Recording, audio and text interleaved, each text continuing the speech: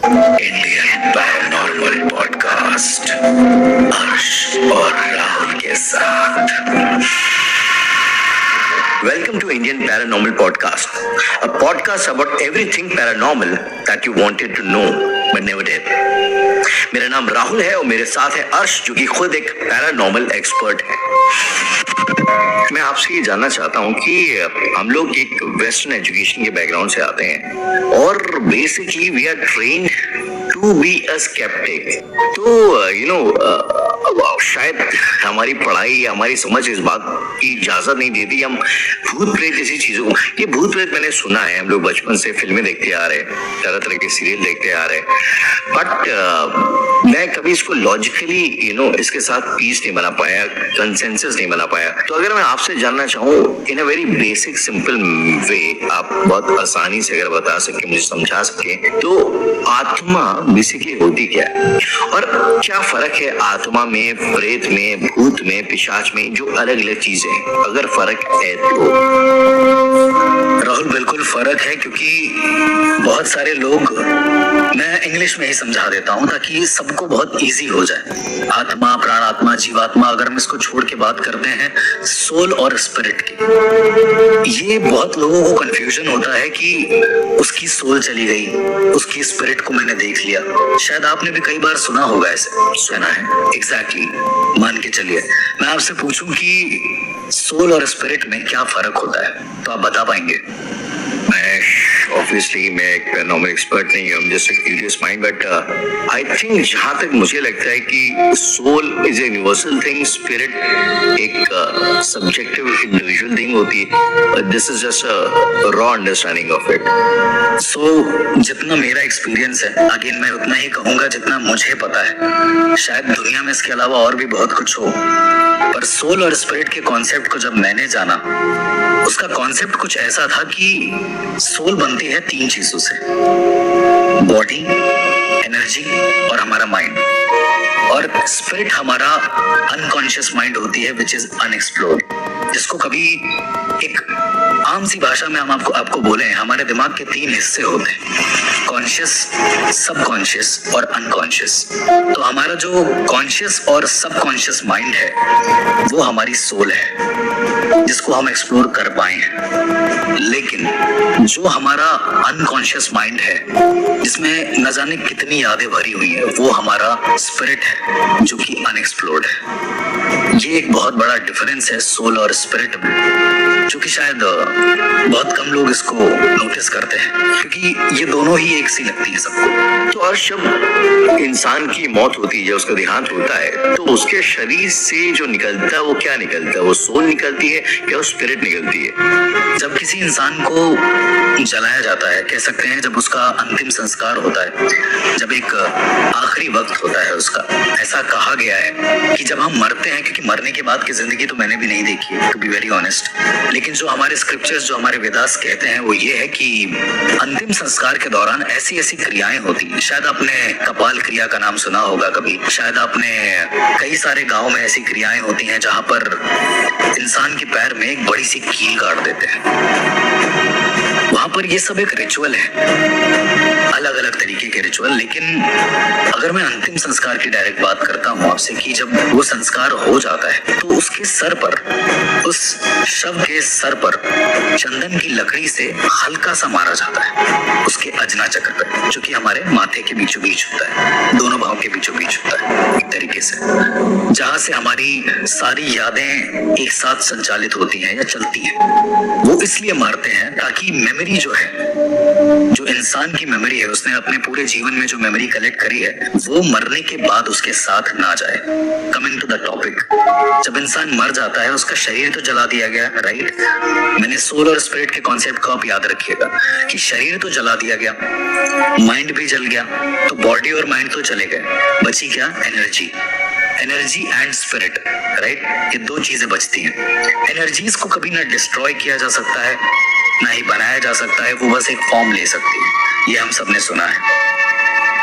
यही एनर्जीज जब प्रबल इच्छाओं के साथ खत्म होती है, किसी इंसान की याद, जो अगर उसने कुछ सोच रखा है मन में और कोई एक प्रबल याद है उसके पास, और उस याद के जरिए ही वो मर गया, तो तो उसकी जो ऊर्जा है वो कोशिश करेगी एक फॉर्म लेने का, क्योंकि वो बहुत ज्यादा रेस्टलेस होगी, उसका शरीर नहीं है, उस ऊर्जा को जगह चाहिए। वो कोशिश करेगी कि वो उसी इंसान की फॉर्म ले ले, जिसको हम कहते हैं हमने भूत देख लिया। तो ये कॉन्सेप्ट होता है भूत का। वो दरअसल एनर्जीज होती हैं जो अपनी झलकियां देती हैं, जो अपने होने का एक सबूत देती हैं। आपने कई बार सुना होगा जब किसी की डेथ हो जाती है तो आपने ये भी सुना होगा कि मुझे उनके जाने के बाद वो कई दिनों तक दिखे जी उसी बेड पर। अक्सर लोग कहते हैं एग्जैक्टली।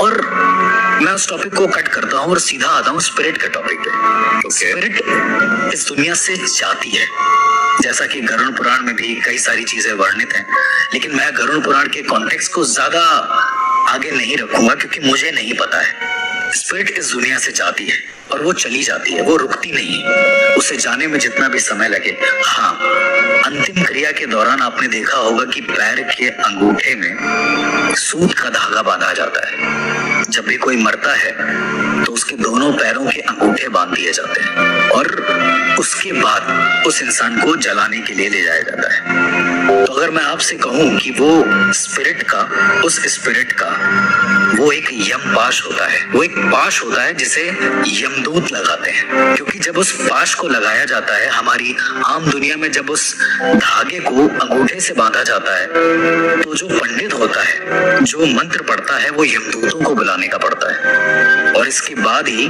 स्पिरिट इस दुनिया से जाती है। फिर जैसा वर्णित है कि एक नदी क्रॉस करके जाना होता है, बहुत सारी प्रॉब्लम्स होती हैं, उसके बारे में फिर हम आगे बात करेंगे। पर बेसिकली सोल और स्पिरिट का कॉन्सेप्ट यही है। यहाँ पे ना बहुत बड़ा सवाल खड़ा होता है हर्ष की, एक नॉर्मल सी अंडरस्टैंडिंग है कि हम लोग अकेले जिंदा जीव हैं नहीं इस दुनिया में।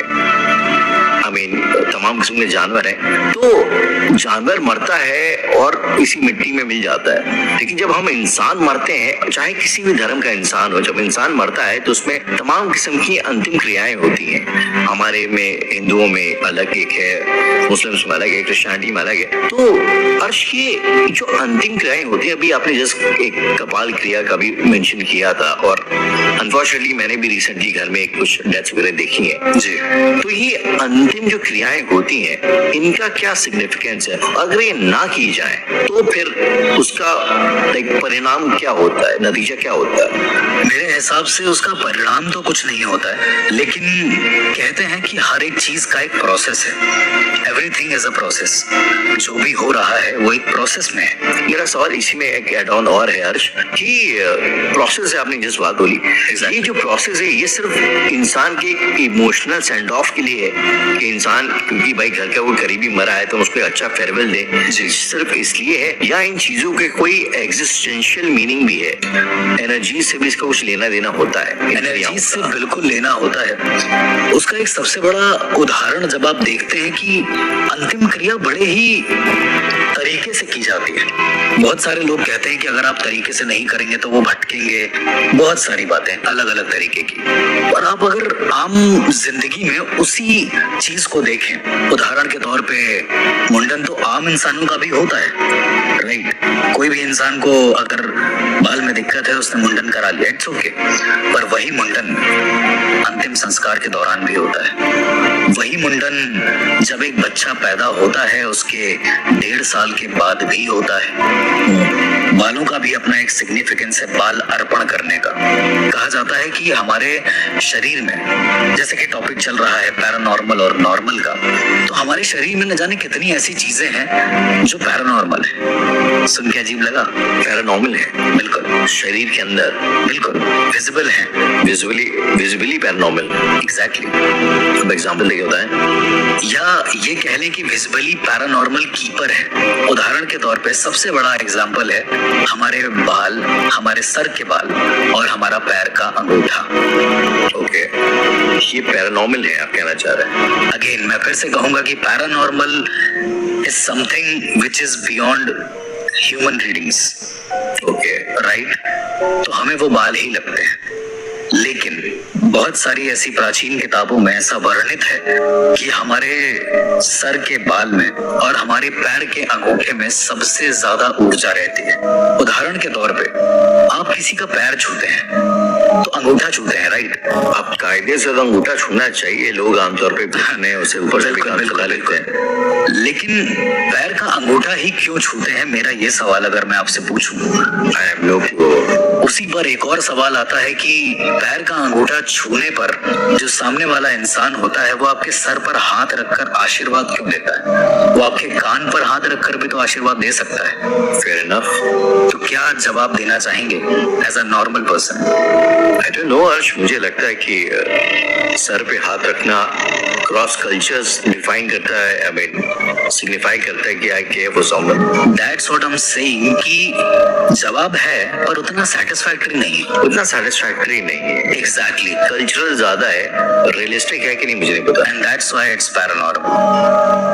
एंड सर पर हाथ इसलिए रखते हैं ताकि आपकी जो ऊर्जा है, ओके, आपने बहुत सारे भगवानों की तस्वीरें देखी होंगी जिनके हाथ सीधे हैं, फेस की तरफ होते हैं, जो इंसान मूर्ति को देखता है ताकि उस मूर्ति की पॉजिटिव एनर्जी सामने वाले में जा सके। सेम हैपेंस जब आप किसी का पैर छूते हैं तो वो इंसान अपना हाथ रखता है आपके सर पे और वो अपनी पॉजिटिव एनर्जी आपके सर पे ट्रांसफर करता है। लेकिन जब आप उसका अंगूठा छूते हैं तो जैसा कि मैंने पहले बताया कि बाल और अंगूठे में सबसे ज्यादा एनर्जी रहती है, तो जो इंसान भी पैर को छू रहा है उसे सामने वाले इंसान की एनर्जी महसूस होती है, मिलती है। और यही एक सिग्निफिकेंस है कि अंगूठा छूना चाहिए। और इसीलिए जो बड़े बुजुर्ग होते थे हमारे, वो कहते थे घुटना नहीं अंगूठा छुओ। यहाँ पे अर्श आपने एक चीज बोली एंड ये like through out my life ये एक बहुत बड़ा सवाल रहा है। सवाल ये है कि आपने अभी कहा पॉजिटिव एनर्जी, हाँ जी, जो ना एक जो आपके बड़े बुजुर्ग हैं वो आपको अपनी पॉजिटिव एनर्जी देंगे। तो ये एनर्जीज जो होती हैं, एनर्जी तो एनर्जी है। आपने अभी कहा यू नो कि इलेक्ट्रिसिटी वायर का आपने जो एग्जांपल दिया, हाँ जी, तो ये एनर्जीज पॉजिटिव या नेगेटिव कैसे होती हैं? अगर इसके बारे में आप थोड़ा सा एक बातचीत करना चाहें, बताना चाहें तो। पैरानॉर्मल और नॉर्मल, आपने दो चीजें मुझसे पूछी थी, राइट? तो राहुल, अगर आप पैरानॉर्मल और नॉर्मल के बारे में पूछ रहे हैं तो पॉजिटिव और नेगेटिव के बारे में तो डिस्कस होना चाहिए। बिल्कुल। इस दुनिया में तीन चीजें हैं, आप किसी भी चीज का उदाहरण लेके देख लीजिए, अच्छाई, बुराई और शून्य, या फिर मैथ में प्लस, माइनस और जीरो, या फिर किसी की तारीफ करी, किसी की बुराई करी, या फिर कोई भूत है, कोई भगवान है। एक कोट है, if God exists, devil exists, then there might be a neutral exist. Is it so? Maybe in that sense. एक सवाल मैं आपसे पूछना चाहता हूँ कि आपने एक बात बोली ना कि आपकी प्रबल इच्छाएं अगर होती हैं किसी इंसान की मरते वक्त, तो चांसेस आर कि उसकी आत्मा सेटिस्फाइड नहीं रहती, वो शायद एक शून्य पे विलीन नहीं हो पाती। तो ऐसा how is it possible? I mean अर्श, इस संसार में हर इंसान कोई ना कोई एक दबी हुई ख्वाहिश लेके जिंदा है। बिल्कुल।